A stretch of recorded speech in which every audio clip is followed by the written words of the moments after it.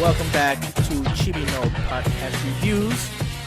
No video this time, but we are going to do an audio review of Age of Ultron, the Avengers. You have me, David the Smash Fan, and... Miles, your tech guy. And Diego the little brother. What's up? Yep, so the three amigos back at it again. No Jose, no Heather this time. They had some things to do. They're engaged, so it's okay. Shh, no one knows that. It doesn't matter. So anyway, we're going to talk about, we just got out of Age of Ultron and fresh out of the movie, and a lot of ideas and theories are coming to me right now, so I figured, hey, we should just record right now and get them out of the way. So let's just dive right into there. We are very tired right now, people. So how did the movie start? Let's just go through very, very briefly what the summary is, and because I want to focus more on how this leads to Civil War, how this leads to Infinity War. Yeah. I mean, I don't know. I thought the opening scene was cool, and I liked the camera angles. The only part is, out of all the high production on the movie, I felt it was very CGI and kind of cheesy in the first part. It was weird. But the rest of the movie is fine to me. To me, I think the CGI was fine. I think the acting in the beginning was kind of shoddy. I think they didn't do too many takes on the beginning. That's why I didn't like too much. I think that's personally what it was. To me, it just threw me off. I was like, okay, this is kind of... So it wasn't necessarily the fact of how the movie started. It's just the production of I think that scenes. was... Usually with movies, they start... The first scene is usually the last scene they do in movies. So, and I think they were probably rushing it, so they just took the best of what they thought was the best scenes they did. They could have done a lot better in the beginning. Yeah, I felt it was just kind of rough compared because, like, you see the ending fights were really amazing. I just felt like a lot of them driving on the bikes and running around was all CGI. Like, it was really apparent it was CGI. There wasn't, like, stunts. And I was like, oh my gosh, what's going on with the Avengers? This is like, looks like a slower production, but then it got better. It was just like the opening scene was just really weird. We saw it in IMAX, and in IMAX you could tell a lot better. Like, you could tell that it was, the CGI stuck out a lot. But, like, other than that, like, I think them starting it off with them going into the Hydra base and trying to find Loki's scepter was a great thing, because I don't know how else you want to start an Avengers, because in the first one we've already seen how they became together. We really want to see them mid-action. So I really thought it was a good start. This is what I did like. I enjoyed that it started off like that, because with this movie, everything was very fast-paced, and they didn't want to cover a lot of ground on something too long. It kind of showed you what was there, and you kind of had to put the pieces together yourself. So if you watch the movies, you kind of were like, okay, I get what's going on right now. If you miss certain things, then you'd get lost. So this movie was one of those where you have to pay attention to it well, or else you'd get lost a lot.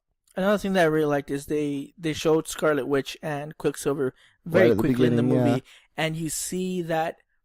I mean, again, this is going to be spoiler alert. Oh, yeah, by the way, this whole podcast review, this is spoilers. So if you haven't seen the film, it might be a little rough. We are going to cover spoilers. Yeah, and theories. But Lots of spoilers. But anyway, even though it was Tony Stark who made Ultron, it was basically Scarlet Witch who kind of triggered him into making Ultron, because he's the first one that she infected or did the little mind thing into his mind, and it was cool because you see his vision of him in space, and you see all the Avengers basically killed, and he's the only one alive. It makes you think too if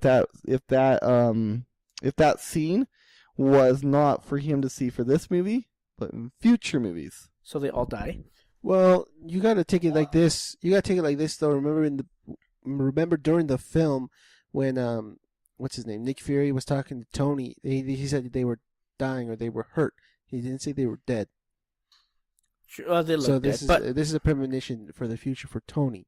Yeah, and then you see Scarlet Witch go into all the other ones at different times in the movie, and it was cool because you see backstories to them. You see, because she basically brings out the fear that they have, which was a really interesting thing. Because then you see basically she takes down the entire team. Because at one point they're all mentally they're just broken down, and she took them all out. Jeez. I was like, holy cow! The only one that she didn't get was Hawkeye. And I think that part was the coolest because she's about to go get in his mind, and he like puts that arrow on his head that electrocutes her. And I was like, he's like, I don't do that. Well, she didn't get Captain America too bad either, because, well, no, she did, but he wasn't broken from it. You know what I mean? It wasn't his fear. He wanted to go back in time. Those were his thoughts. What he wanted to go back to. He wanted to be back in the 40s and be with that girl. With Agent Carter. It wasn't a fear, like not like Natasha's or Thor, like Thor's power, I guess, or something like that. True. So we're jumping up, forward here because it's not going to be very linear summary. That on movie this. it's almost a near 3-hour movie, 2 hours and 40 minutes. So it's going to be a little all over. It's a really long movie. But basically, you see because of this, when she influences. I'm going to say for the lack of a better word, Stark. I can't speak. He wants to use a scepter and basically make an AI, artificial intelligence. Yeah, to protect because he's afraid of the alien races coming back. Or anything, yeah. Anything that he can't face, that they can't face, he wants to have some protection for it. He has good morals, but he's not looking at the bigger picture. I disagree with you. I think he is trying to look at the bigger picture because when he ultimately makes Ultron, when he ultimately makes Ultron and Ultron becomes self-aware and first attacks them, Thor's telling him, what were you thinking? And he's saying, Iron Man says, we can beat up these thugs and people, any given day, that's fine. But like, there's aliens, there's things technology we've never even dreamed of up there. And how are we supposed to stop it? And, and then Captain America being, righteous person that he is, he's going to say, we'll do it together. And he's like, what if we fail? It's like, we'll fail together. I was like, that's so cheesy. But that's Captain America. That's how it works. I'm lost. Anyway, the movie did a lot of good things right. I think what was nice about this one with any of these kind of films is it's really nice to have the with the Avengers, even at the very end, they were still getting to know each other. Versus like Guardians of the Galaxy, they got to know each other and then they kind of proceeded with the movie. This one was nice because it was kind of like a part 2 where they all met each other, and we got a lot of cool character interaction between them, and I think that's probably what I enjoyed most about the film. Like, I love the whole joke scene when they got the party and they're all trying to pick up Thor's hammer. I mean, those are funny scenes, and you believed in it because now we have the character development with all of them. That makes sense. Mm-hmm. And it made, to me, some of the most magical and funniest parts and greatest parts of the movie was their interaction with each other. Like, it was like love, hate, like they all kind of, like they all love each other, but it's almost like a brother or sister family in a way. They fight, but at the same time they're there for each other at the end. And I really like those moments a lot in this movie. Yeah, and that's great. While they did have, this sense of being family, this sense of being a team, I think one of the better things that they showed here was how much they are in disagreements with each other at a lot of the times. Yeah, that makes sense though. Like, they're not going to agree on everything. But let's look at some of the stuff that they disagreed upon, or where there was tension between them. Probably the one there's two that stuck out the most. The first part was when the Hulk gets his mind manipulated or whatever by Scarlet Witch, because then he starts rampaging in Wakanda, and Iron Man's like, crap, he's got to go take him, and then he gets into a freaking Hulkbuster suit. That was freaking awesome. Fight scene. Oh my gosh. Like, it lasts. I thought it was going to be, good, but I didn't think it'd be that good. And it was interesting to see how they take on it, because I've said this before in previous podcast episodes, but originally Iron Man himself goes into the suit, not the Iron Man suit goes into the Hulkbuster. So this was a little bit different. But the fight was cool. Like, you saw that while Iron Man was able to fight kind of toe-to-toe with the Hulk, like the Hulk, even though after all the beating, like, he had no scratch on him. After everything that Tony Stark did, just nothing. That part when he hits him, he's like, go to sleep, go to sleep, go to sleep, and he's like Rock'em Sock'em Robot. Yeah. And then when he eventually gets back up after the building falls too, and he's just like, he gets back up and he just spits, and he's just like, I am so sorry. And the whole just passes him. That's some of the best scene. It was just funny though, because these movies are supposed to be entertainment, kind of like the fast films in a way. Like, you can't take them super seriously, because when you have these kind of things where these battles are going down, cities are being destroyed, people are dying even though they're not showing it, it's just, it was very a 9/11 scene in that part also, that fight with all the dust. But the thing what I'm getting at is, like, I kind of miss that they didn't depict the real life consequences where people are going to be really mad. Like, they only show little bits and pieces of civilization mad at the Avengers, but with this, like, your whole city's destroyed, people are dying all over, and, like, there's no consequences. I think that kind of bothered me. I mean, it's a comic book movie, I get it. It's just, come on, are we turning off brains that much? Let's talk a little bit about that, because Jose, we'll go off subject for a little bit. Jose has had that problem with Marvel movies for a while now, because everything they do, there's no real consequence to them. In this one, I think they tried a little bit more to show that there is, like you said, they said that people are turning against the Avengers, but you don't really see this. Hey, you do see some of it in the beginning, like when they're infiltrating the Hydra base, and Tony Stark has his little Sentinel Iron Man suits telling people to stay away, and the people are not liking this. And they start throwing it, so they don't really like. I don't know if it's Tony Stark still, or if it's just the Avengers in general that they don't like that they're in their city. I think that's what it is, really. But if you recall, when the building gets destroyed after Tony gets Banner back, he has his crew to fix everything. Tony has a crew. I mean, Yeah. I know that's not enough to fix everything, but they know that there's a consequence to them destroying everything that it can be repaired.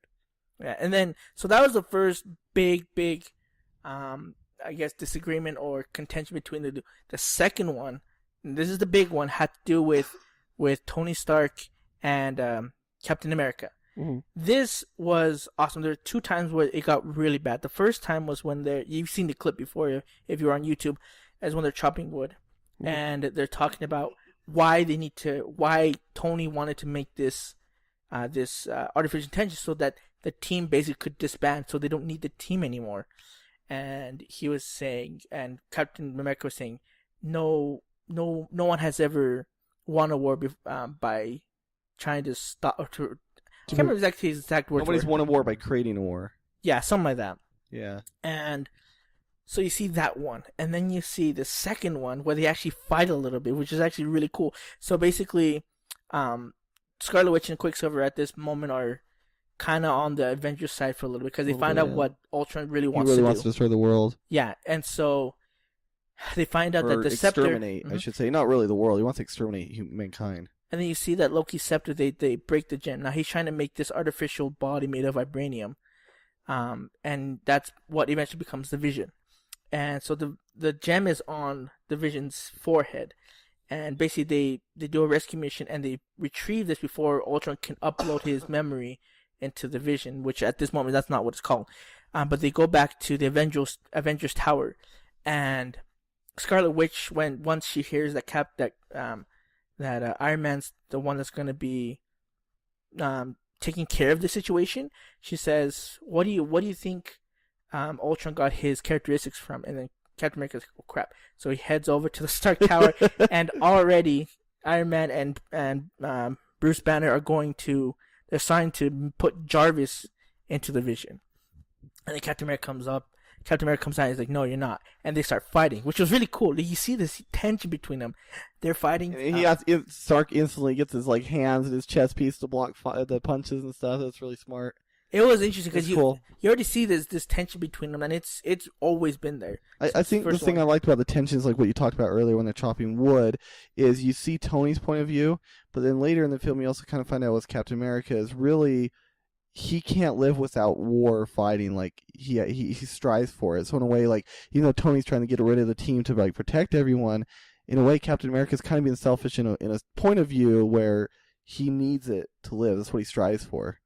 It's good morals still, but you find out he needs it. That's his darker side. Because Tony asked him, he's like, "I don't trust anyone with a dark side." Well, we all know that Captain America does have a darker side, but he never shows it to Stark.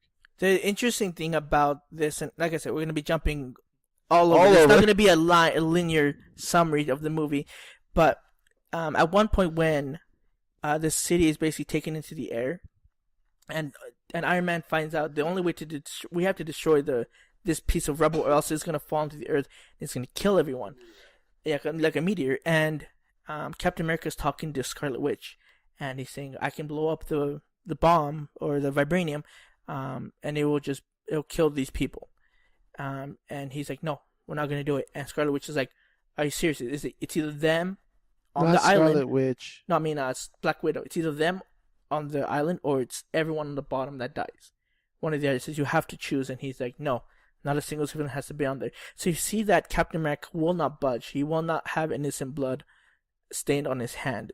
And Iron Man's more of, there's no other way. There has to be sacrifice need to be made, and that's where their two senses of justice are completely different. Whereas for Iron Man, I guess the best way there are things that are expendable, For Captain America, there is not. There's only the right way. And in the movie, like you said, there's no real consequences. So obviously, the ex-members of Shield or the good people of Shield come up with their airship, and they get all the people on board, and they just go out. Yep. Like you said, no consequences really in this part. But I was wondering, hypothetical question: do you think that they would have gone through with the plan and killed everyone on the plan? Because there was one part that they're saying that that they would all die together. Do you think that Captain America would have? If everyone was gonna die, they would have to die too. So you think that's what they would do? That's what would be the plan B. That's what would be plan B. If those civilians have to die on the floating city, then all the Avengers have to die too. Yeah, that's a.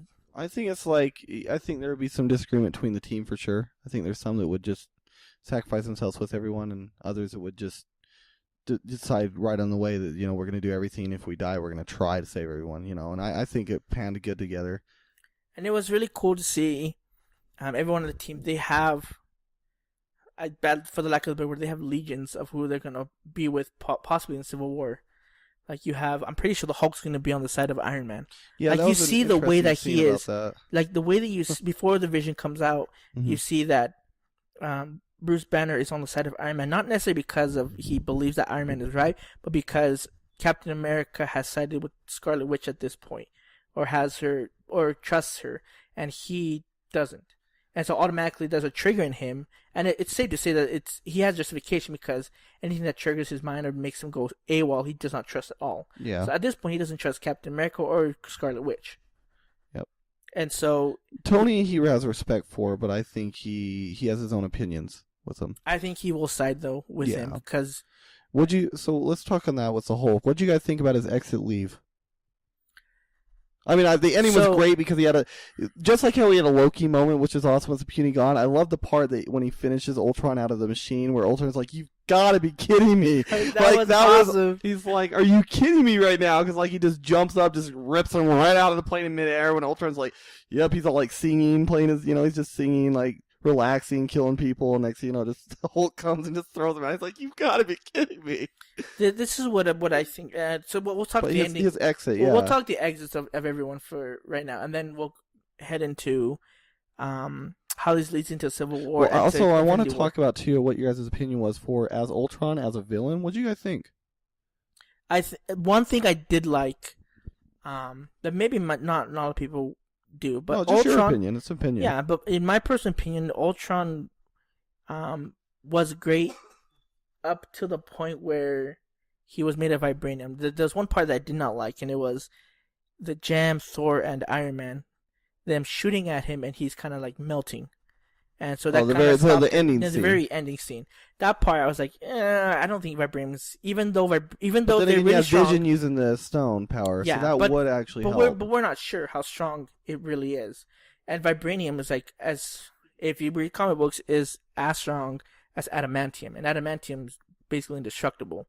Yeah. But you don't talk about adamantium in the Marvel Cinematic Universe because it's owned by Fox.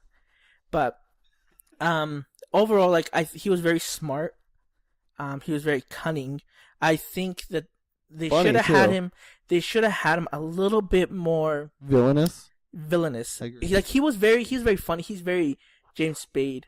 If you don't know him, his voice is very sarcastic, but it's also very threatening. Which the voice was great, but I think Ultron as a character should have been a little bit more, like you said, more villainous.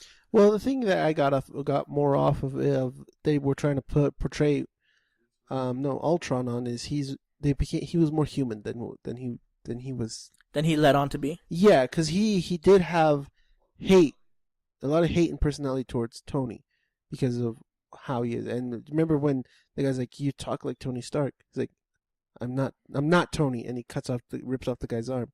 Like you can tell that he has more personality than he thinks that he leads to be, and he doesn't want that. You can see sometimes like he shouldn't. He's like, "Why should I have human emotion?" Yeah, no, that makes sense. For my opinion on Ultron, I thought he was a really good character. I feel like again he should have been more villainous. I loved his quirkiness.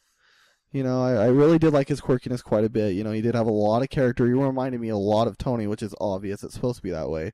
His character is very Tony. He had a lot of smart, Alec kind of jokes and stuff like that. But I didn't think he is really. He was a villain, but in a way, he didn't. I don't know how to explain it. He had his minions and stuff do a lot of the work for him, and he was threatening, but I didn't feel he was that big of a threat in a way at the same time. Does that make sense what I'm saying? I think the reason why He was never really there. because, He's always away. well, let's look at the villains before. There Yeah. was, there's Loki.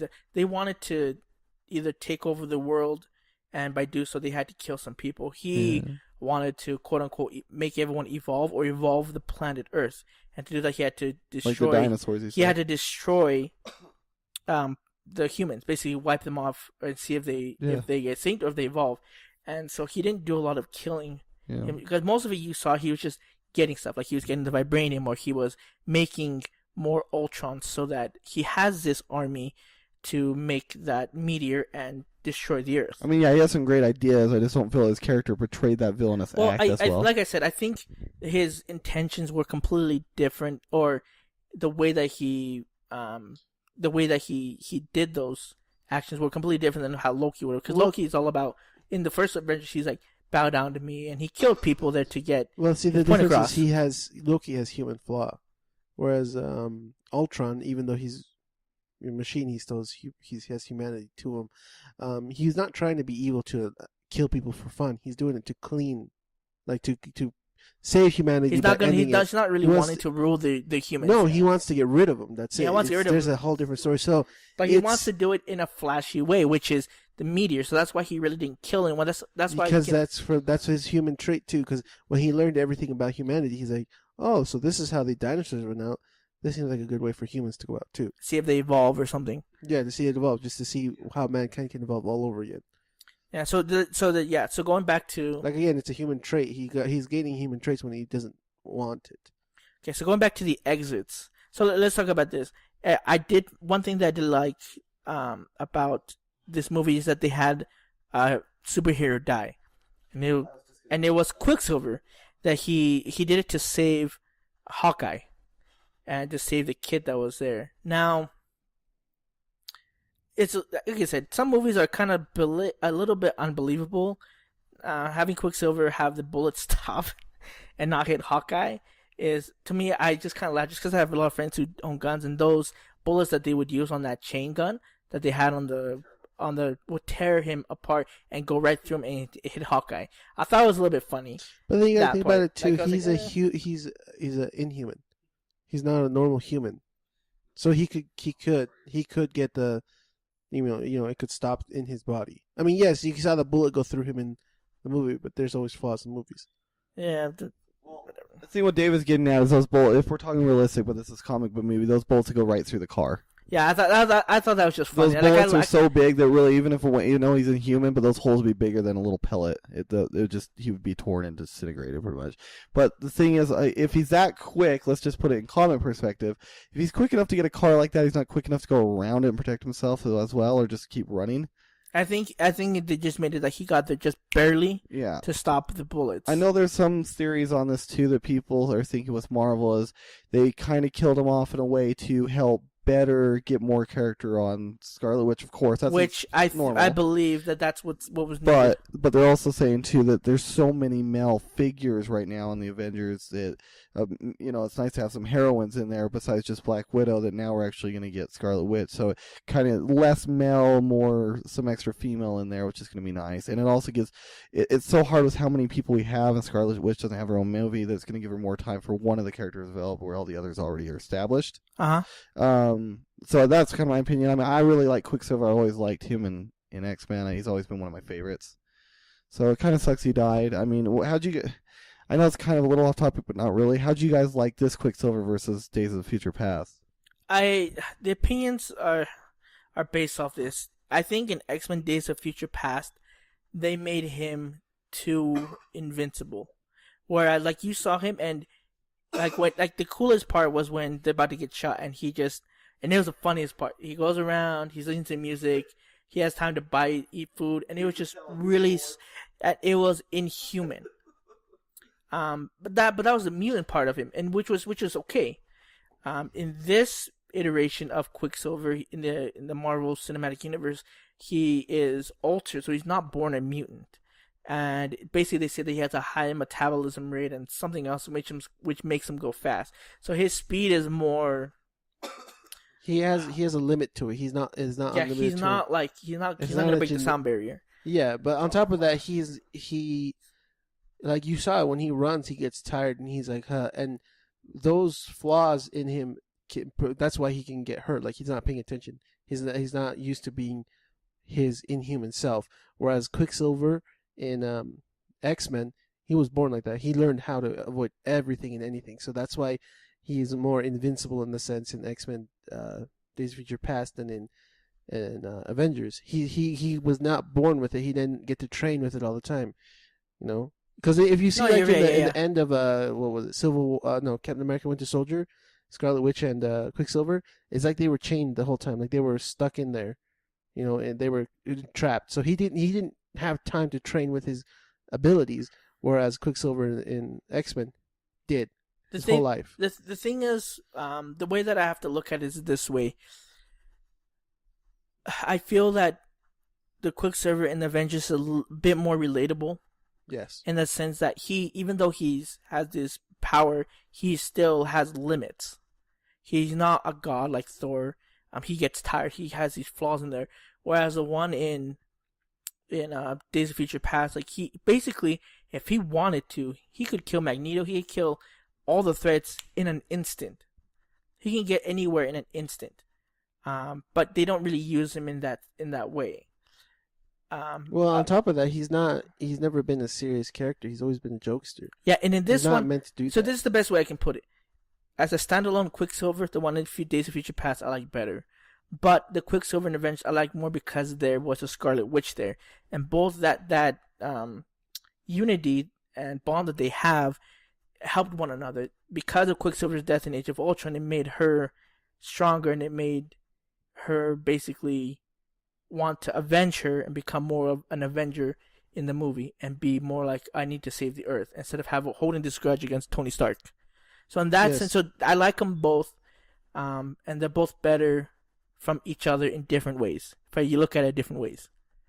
That's true.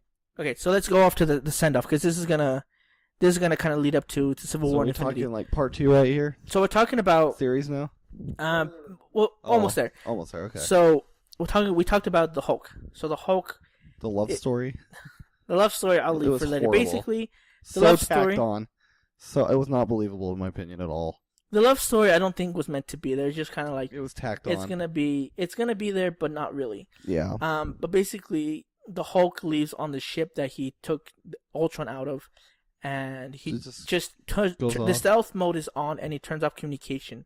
Yep. And Black Widow wanted to be and find him, but he turns it off, and you just see him kind of sit there in his Hulk form. What do you think he was doing? He wants to get away. He doesn't want to be around. He doesn't want to hurt anyone. He doesn't want to hurt anyone, and he lands somewhere around the Fiji Islands, or that's where they believe. That's what they said. Yeah, they said they found reports that he's on the Fiji Island. Thor leaves. He's going back to Asgard. Yeah. Because he had this vision. He needs to find out what's going on with the gems. Why they're starting to be more. They're popping up everywhere. Why are the gems popping up? Yeah. The crazy thing he's saying, like this, there's some sort of puppet master, someone that's placing all these things to us. Like, I need to find out and ask. So he goes back. We know what that's leading to. And then Tony Stark is leaving, and I think from what you see from his exit is he wants to leave for good, or he wants to be like, I'm kind of done with fighting all this time. It's like, I want to have what Hawkeye has, because Hawkeye leaves as well. He goes back to his house. Yeah. And so no, that's Hawkeye.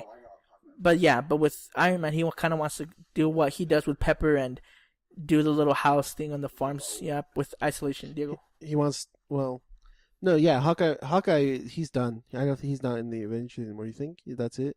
No, we'll talk about that in a minute. Okay. I did like their endings. Like you said, I think Bruce Banner's just afraid of everything. He doesn't want to be the Hulk, and he's gone. He wants to be gone. He doesn't want to be found. Tony's the same. He wants to be like Hawkeye. He wants to enjoy his life. He doesn't want to be a hero. He has to be a hero. And like you said earlier, Captain America I think he does secretly want to keep fighting, because he said in the end, he's like, I don't need I don't need the house and the farm and need everything. yeah, I don't need that. He's like, that was the me from 75 years ago. It's like, well, yeah, you're the same you, but you're striving for this. You like this. You're like that. That's kind of where I was talking about earlier, where he was saying he needs war to, live pretty much. No, yeah, that makes sense. So then the only ones that you see that are still, let's say, with the Avengers are Captain America and Black Widow from the original ones. And then at the very end, this is what you see before the end credits or the post mid credit, whatever it's called. You see Black Widow, Captain America, and then you see the Vision, then you see Falcon, War Machine, and Scarlet Witch. Yes. And then he says Avengers. He's gonna say assemble, then it cuts before it says assemble. Then it does the little credit thing. It says this is an Avengers movie, and then the mid credit scene, you see this glove. And Thanos comes in and says, I'll have to do this myself, or something like that. Yes. And he puts it on. So that's setting up for the Infinity War. Yes. Okay, so this is my theory. And this was talked about a while ago.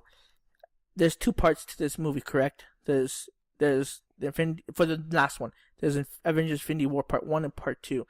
Now, the theory that's going around is that Part 1 is going to be part of the new Avengers, and Part 2 is when the original Avengers come back. Are you talking about the Part 1 and Part 2 they're doing for Avengers 3? Yes, so that's the theory that I've had. So that's why at the very end of the movie you see, let's say The the quote Infinity Gauntlet? before that. Sorry. You see the new Avengers aside from Captain America and Scarlet Witch. You see the Vision, you see Scarlet Witch. Sorry, Black Widow. You see Scarlet Witch. You see Scarlet Witch, War Machine, the Vision, and Falcon. Yeah. You see these four who are basically going to be part of the new Avengers for the first part.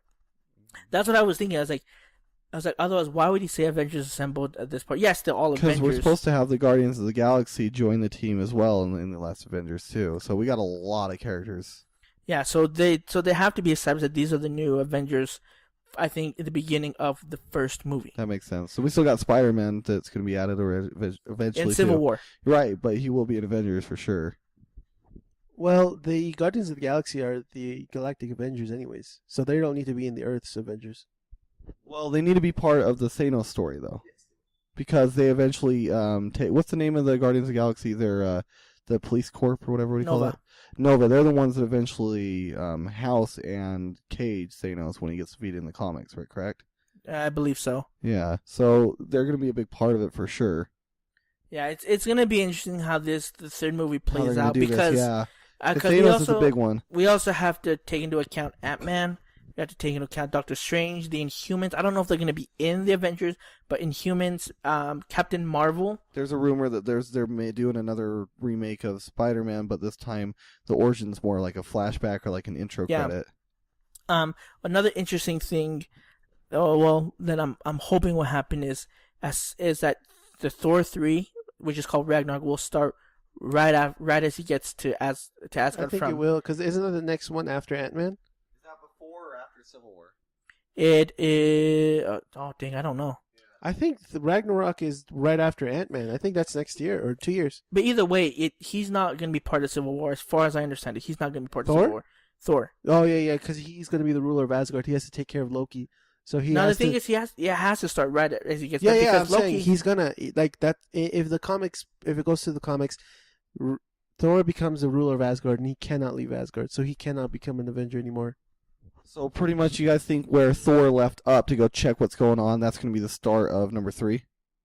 That's what I'm hoping, because Loki's already there. Loki's already taking care of Odin. We don't know if he's dead. Well, Loki, we saw contained.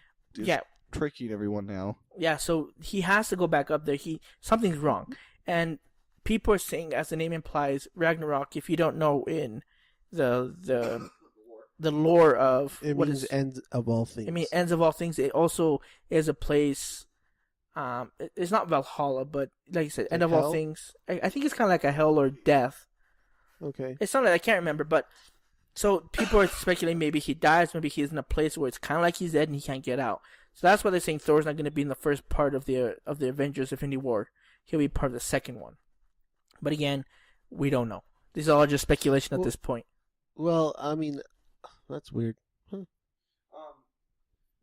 So one thing with Thanos I want to add, I've heard people say they've noticed things. I personally haven't. Have you guys noticed the indications of including death into the series? Thanos' love interest? Have they innuendoed that at all in the movies? Have you guys seen any hints at death at all? No.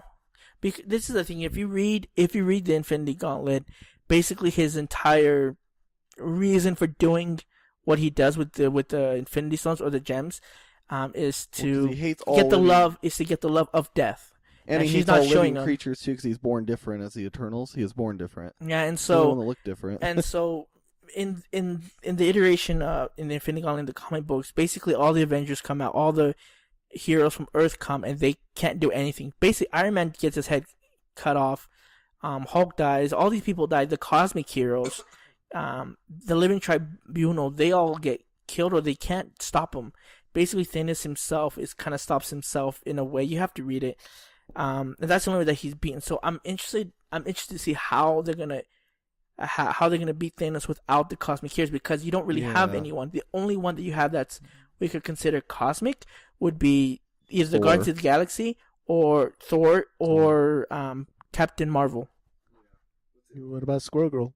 She could Shut be an up! Inhuman. Squirrel Girl's not gonna be in She this could movie. be an Inhuman, and then she takes out Thor in one panel, and you see 5 squirrels walking away. Or well, he's not gonna be in the series ever, but what's his name? The flame-headed dude with the skull. Ghost Rider? Yeah, he beats Thanos in one of the TV series. Because he's dead. He's in, Anyways. Oh my gosh! But I'm more interested like how the fight's gonna go down, because if they don't add any more new characters, I mean they're gonna have to outwit him, because Thanos' body's indestructible to fire, electricity, acid. It doesn't matter. Like his body's indestructible. So they're gonna have to beat him in some form of way. like I said, They have to outsmart him. his only weakness is himself, basically, because Pretty much, yeah. They got because the way that he kind of beats himself is that he second guesses what he's doing or if he's strong enough. And that's how basically he loses.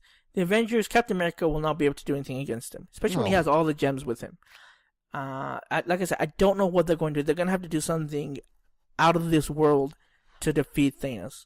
And I don't think it's going to be Iron Man. It's not going to be Captain America. It's going to be either... They'll add the Surfer or the Silver Surfer. They can't have him, though. He's part of Fox. Well, what about the new reboot? Is that Marvel Nope, that's doing that? That's Fox. Shoot. The Silver Surfer plays a big part of it, and so he's not going to be in it.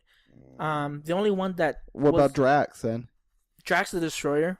Because he's the one that destroys him in the comics, in one of the versions, at least. In a different iteration, but not when he has the gems. Shoot. So I don't know how they're going to do that. We'll have to see. I mean, it's going to be more intergalactic, I know, for sure, this one. Especially with... Yeah, like, I don't know what their story is going to be. Like, there's so many things that they could do. Like I said, the most probable one, which I hope they don't do, is that he wants to get... There's a reason why he's putting all these gems together. Yeah. And I think he wants to rule the world, not basically because he wants to win the love of Lady Death, but he wants to rule them, and he knows that Earth is somewhat special in one way. That's why he's putting all these orbs on Earth, and he's going to start controlling them or start some reign on Earth. Like I said, I'm hoping that Lady Death is not in this in the movie at all, because I think that was kind of stupid in the comic book, but that's just me. People might have loved it. I think it was kind of lame, him doing all that for Lady Death, and she doesn't really like the affection that Thanos gives him anyway. But so, what about you guys think with the whole Chris Evans, where for the Captain America actor, when he signed from 9 movies, went down to 6? Do you think they're going to kill off his character like in the universe, and that the Winter Soldier will take over on the end of Civil War? He dies. If you've ever read Civil War, right? Captain America dies. He gets shot, and they already casted the guy who shoots Captain America and kills him. Really? So it sounds like it's probably going to happen. But this is what's interesting. Even though Chris Evans said 6 movies, would that be a recent interview, he was talking about Captain America, or him being Captain America in Infinity Part 1 and 2. So now I'm thinking, are they going to kill him off or not? Because I don't know why he said that, or if he's taken out of context. How many movies has he been in now? He's been Captain America, Avengers, Captain America 2. I Avengers guess you could 2. count Thor 2. That's why I was counting that, because technically, if you count that as an appearance as a movie of number 5, then 6 would be Civil War. Thor 2, and then Avengers, and then That's 6 just a would be cameo. Civil War. I wouldn't consider that anything. If it's a cameo, I wouldn't count it at all. Okay, so then he would be in Civil. Then he would die in Avengers 3. He would die in then Avengers if they 3. did that. If that happens, I think that's a better way to do it if they do that, because it's kind of a huge finale kind of thing. Not necessarily a finale, but like a trilogy kind of thing. The thing is, I think they're gonna keep doing Avengers movies, but Do you there's think gonna Chris be Evans new will still Avengers be in because it, or do you think? Because I don't really like the actor that does I can't remember his name, but the guy that does the actor for the Winter Soldier, I'm not a big fan of him. Bucky. Bucky, thank you. Well, in different iterations, Bucky has become Captain America. The most likely would be Falcon becomes Captain America, Yeah, it seems like it's building up to that. and they're gonna switch it out. Like Robert Downey Jr. I mean, I love him, but he's starting to get a little bit old. He's not gonna be able to do all those movies. I mean, despite the fact that most of the time he's just in a hub and he just does it, like they're gonna retire him, or he's just gonna be like Nick Fury and be just doing it from the backgrounds. Chris Evans, Mark Ruffalo, they're gonna take their part's gonna be done in a new Avengers with Spider-Man. All the other ones are gonna take place. Yep. So before we end, two things I want from each of you: your favorite scene, and then your rating. How many chibis out of 10? So I'll go first. My favorite scene, hands down, has to be when the Vision comes and he makes his cape and everything, and to get the trust of Thor and everyone, he picks up Thor's hammer like it's nothing and like hands it to him, and they're all looking at like surprised because, like you said before in the movie, they're all trying to pick it up and no one can even jiggle it. Captain America did a little bit, but even then, like, and then everyone's just like, I'm probably gonna iterate with you because my favorite scene is that part I told you when they're all trying to pick it up and they're all just having fun, and you see Captain America move it a little bit and just Thor's face, you just kind of his eyeballs poke out like, oh wait, oh crap, like he moves it a little bit, he's like, then all of a sudden he's just quiet and he's like, whew, for a second. Yeah, But what I was going to say, the part with that, what I loved was that whole scene was really good because it included characters. But at the very end, when he's like, well, technically, when, Vision picked it up, he's technically not human. He's more AI. And he's like, but he has living tissue. He's like, yeah, but he's still mostly AI. It's like, I could put it inside an elevator. And the elevator will lift it up. But I don't think that's worthy. And this is a great scene. I think my favorite scene was like those interactions with all of them joking around, not in the superhero scene. It's more the realistic part. I think those were my favorite scenes. In action scene, I'd probably say the Hulkbuster scene was amazing. I think that the Hulkbuster thing is probably on top of it, but just anything that has to deal with the Vision wielding Thor's hammer is probably the best part. Because then, like when he hits Ultron with it, he's like, he kind of like says something like it doesn't hit as good as it should. And he's like, you can't hit it with rage. If you hit it with rage, sometimes it loses some power. I'm like, oh my god, you're so stupid. Diego. My favorite scene would have to be what would it be? That's a good question. Well, okay, I'll take it because no one said it. No. Let's see, what would it be?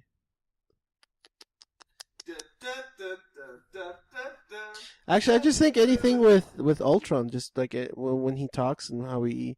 Oh no, when Scarlet Witch and Quicksilver meet Ultron, and just how he interacts with them, and how he has some sympathy towards them. I think it's one of my more favorite scenes. Not my favorite scene, but I like that scene a lot because he likes to play with them. He's like, oh, what's that word again? Procreate. Yeah, you humans are messy. Yeah. You humans are messy. Like I just like, who's the actor who plays Ultron again? James Spader. He perfect Ultron. I think. Josh Whedon even said like, there's no one else. That was the one I wanted. There's no one else who could play Ultron. I was like, yeah, you kind of nailed it. That voice, the way that he speaks, condescending but sarcastic, perfect. Yeah, I think that was one of my favorite scenes, and I just think just the way how he is and how he interacts with Scarlet Witch and Quicksilver was pretty good. Okay, so let's give our rating. The way I see it, the production, cinematography, camera angles, like overall, it was amazing to see what they're doing. They tried some new things. They did some things with drones.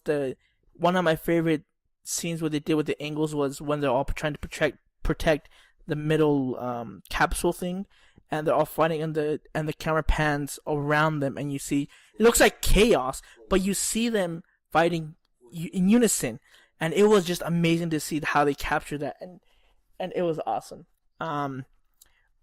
And this, I think the story lacked a little bit just because there's so much going on that to have a good real depth story was hard to do.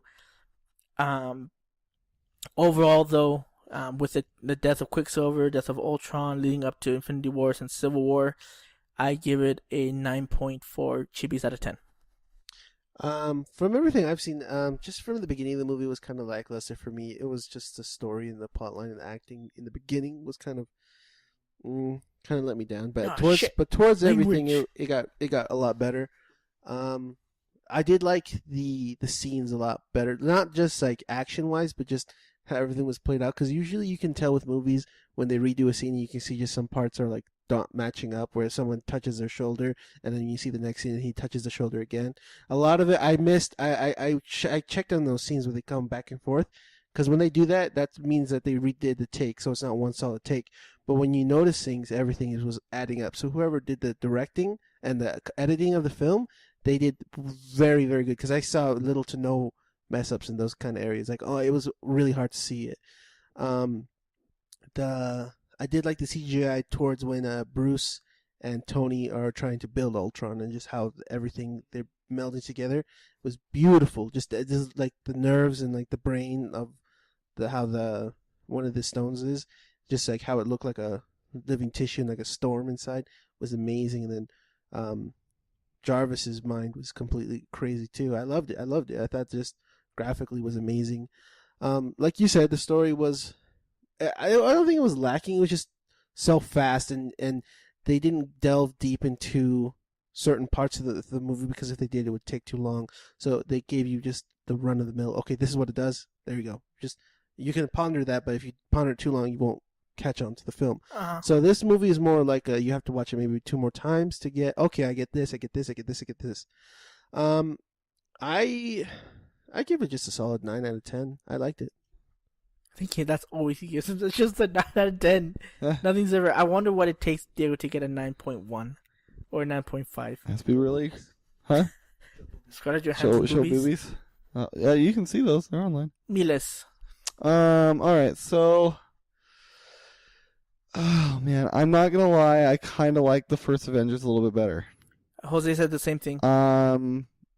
And I mean, I love these films. I'm so excited to see these. It's just, the pacing was better. The story was kind of all over in this one. The villain wasn't as villainous to me as he could have been. So I didn't feel it was a real big threat until the end of the movie. Let's put it that way. Because when they fought Ultron, I felt a lot of the characters were able to take him on one-on-one pretty good. They and destroyed like him a few times. That's what I mean. Which is fine, because it's fine. Ultron, if you read the comics, he's always getting destroyed. It's once he gets his vibranium is where he's almost indestructible. So I get that. That's what I mean. I didn't feel a real villainous threat until the end of the movie for me. So that was cool. I mean, I don't know. This one was really good. The beginning felt very like last minute production. It just seemed really bad. Like the production in the beginning was scaring me for the rest of the movie. It's the beginning is so different quality from the rest of the movie. When I say the beginning, I'm saying the first 15 minutes out of a 3-hour film.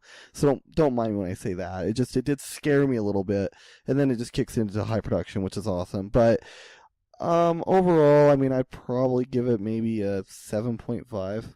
To be honest. Holy freak! I'm talking as a movie. Like as a comic book fan, yeah, I mean it's a 10.